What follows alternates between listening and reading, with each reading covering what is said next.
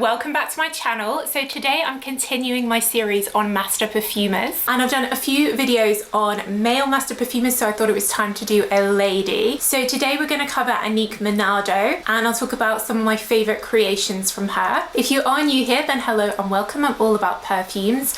I have other videos like this on perfumers and their creations, as well as perfume note videos, new releases, hundreds of perfume videos, so do check them out. And if you're a regular, do make sure you're subscribed and give the video a thumbs up. That really helps me. And as always, I'll put links in the description box to where you can get all the perfumes I talk about, where they're available around the world. So if you're not familiar with the concept of a perfumer, essentially when a brand wants to create a fragrance, they will hire a perfumer to be the chemist, to create the formula, to create the smell. I work with perfumer Ruth Mastenbrook on my creations, and most of the big like perfume brands have companies that create the fragrance for them, like LVMH, L'Oreal, and these will then hire a perfumer to create the fragrance. So ANNICK MENARDO has a degree in chemistry, and of course being a perfumer is a chemist. You're working with chemical formulas, and you know, oftentimes the chemicals that create the scent of a particular accord, a smell, isn't actually like what you think it might be. It's not as simple as,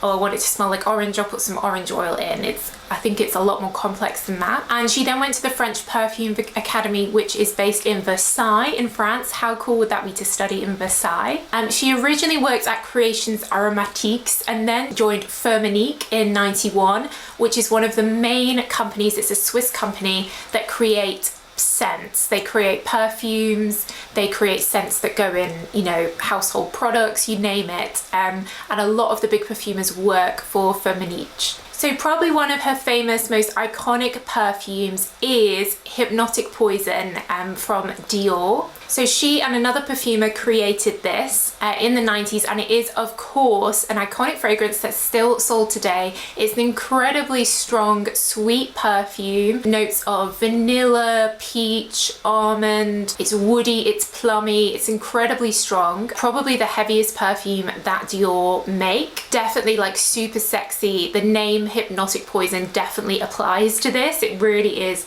almost like sickly hypnotic in my view. She also worked on the extract, and she has also worked on one other perfume for Dior, their Bois d'Argent, which I believe is one of their bestsellers in their Privé range. That's the exclusive, very expensive range that they have. And this is another sort of deep amber woody perfume. It doesn't have the sweetness of Hypnotic Poison, but it definitely has the presence and some of the heaviness. You've got a myrrh note in here, so it's a little bit oriental, patchouli, and then a bit of a sweetness, but a warm sweetness from vanilla rather than the Hypnotic Poison, which is like so sweet. For Bulgari, she created Bulgari Black, which I think is a discontinued one, but it's one that had quite a lot of fans.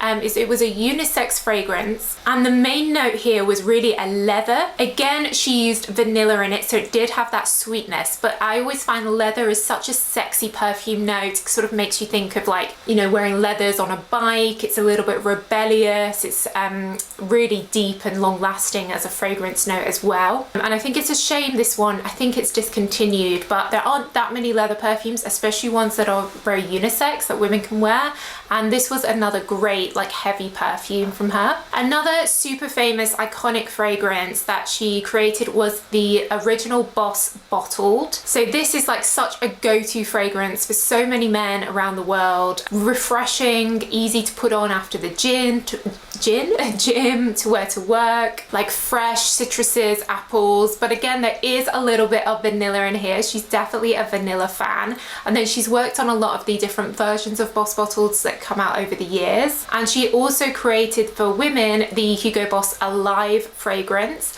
which is a slightly fruity, woody perfume. Again, it majors on vanilla, and it also has a plum note in like Hypnotic Poison, but it's much lighter, much fresher, and definitely something you could wear every day. Another super famous in the niche perfume world, I guess, perfume that she created that really put her on the map, I understand, is the Lolita Lampa fragrance. So this is not one I had ever heard of until I worked in a perfume shop, and it was one that people asked for all the time, and the bottle was so beautiful, this purple like apple, very unique, and it really is a strong perfume. You could really smell it even if you hadn't sprayed the bottle, like the smell would come from the bottle on the counter. It kind of reminds me of I don't know, it's kind of like a licorice-y perfume, like Loverdose, but it has a lot of star anise in as well, and a lot of violets, as the purple in the bottle suggests. So it's like a powdery licorice, really, really strong. And I know it's been re-released in a slightly different bottle, and she has worked on that new release as well, which I think is very similar to the original, but maybe not quite as strong, but it still has those same like core notes as original Lolita Lampa. For Lancome, she created Lancome Hypnose, which again is another vanilla perfume. This one is a relatively simple vanilla compared to her others, with like florals in there with the vanilla, and she worked on the flankers of Hypnose as well. If you are a fan of Hypnose, I wouldn't be surprised if this gets discontinued by Lancome, because it's just not one of their big, you know, star perfumes like the Vie Belle or Idole, and it tends to not be on display at most counters as well, but it's more of a softer everyday vanilla. And she worked with Alberto Morealis, that I did a video on the other day, on Armani's Acqua di Gio, which of course is a very fresh men's fragrance. Doesn't have any of her signature like vanilla notes in. It's like fresh, everyday, almost oceanic, like lemony, but she did work with him on that. And again, for Diesel, she worked on the Fuel for Life perfume for women, which I think is discontinued. This one was kind of like a typical chypre fragrance, like Coco Mademoiselle with patchouli, but then an orange top note, and very sort of wearable everyday. And it came out in that period, like in the 2010s, when there were lots of these chypre fragrances coming out. She also created Calvin Klein Woman, which again is a little bit different. It's a very light citrus, grapefruit. I love grapefruit in perfumes, with